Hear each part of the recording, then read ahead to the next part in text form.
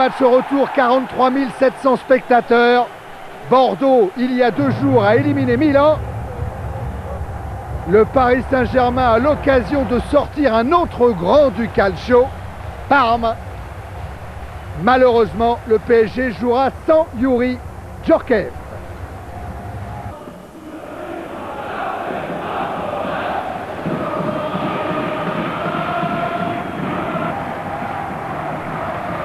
On en est à 7 minutes en première période.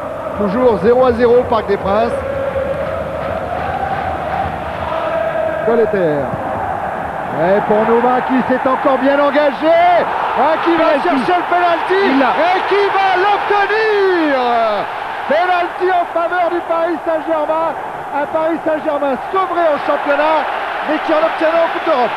Déjà 2 fois Pascal Nouma avait réussi à s'enfoncer dans le dos des défenseurs de Parme.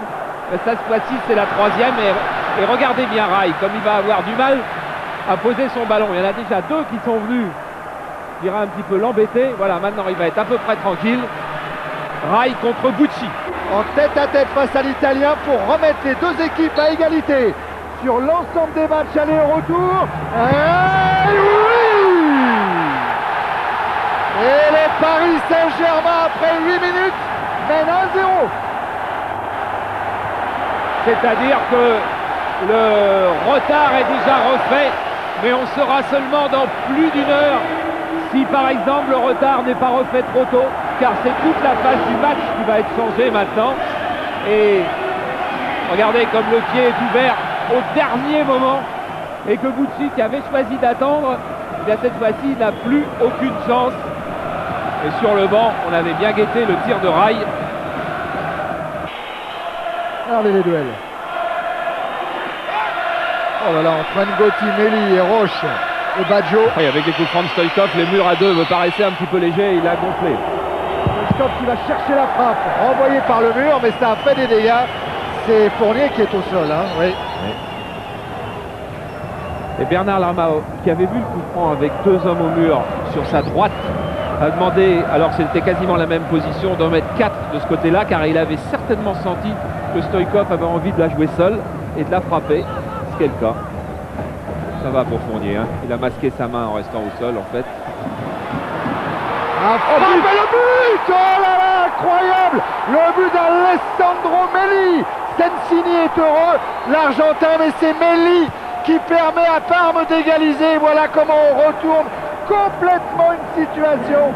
Après 25 minutes, le PSG et Parme sont à égalité, 1 but partout. Et voilà aussi comment une pelouse mouillée peut changer le cours de la rencontre. Regardez, faute de marquage ici, terrible. Bruno Ngotti qui s'en va, Lama qui est sur la trajectoire et là la balle qui fuse avec cette pelouse qui reste très très glissante et qui lui passe sous les bras. Le Guen. Elie Valdez de la tête, il est contré par Brambilla. Il est monté ce ballon. Et il est repris par Apolloni. Loco. Et but de Patrice Loco. 37e minute de la première période.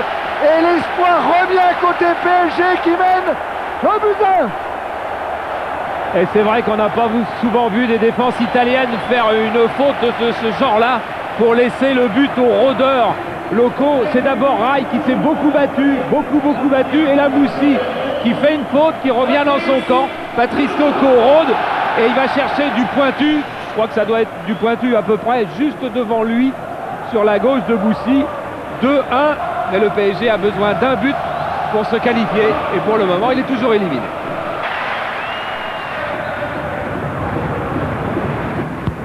Corner tiré par Bravo, premier poteau. Elle est bonne.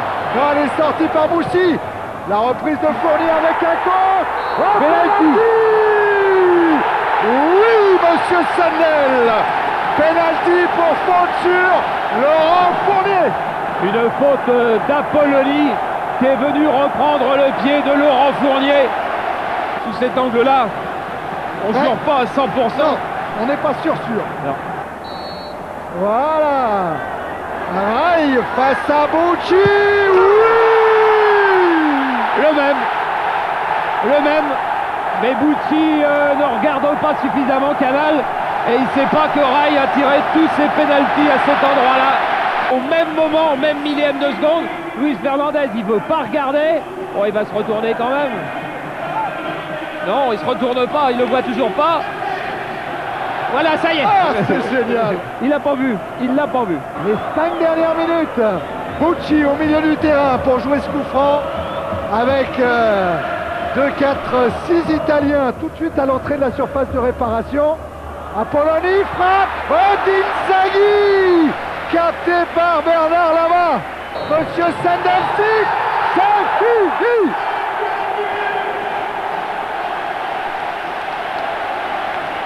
Et la joie de Luis Fernandez, le Paris Saint-Germain vient de faire passer à la trappe Parme le PSG en demi-finale de la Coupe d'Europe des vainqueurs de coupe. On savait qu'il fallait qu'on marque quand même 2 buts pour se qualifier.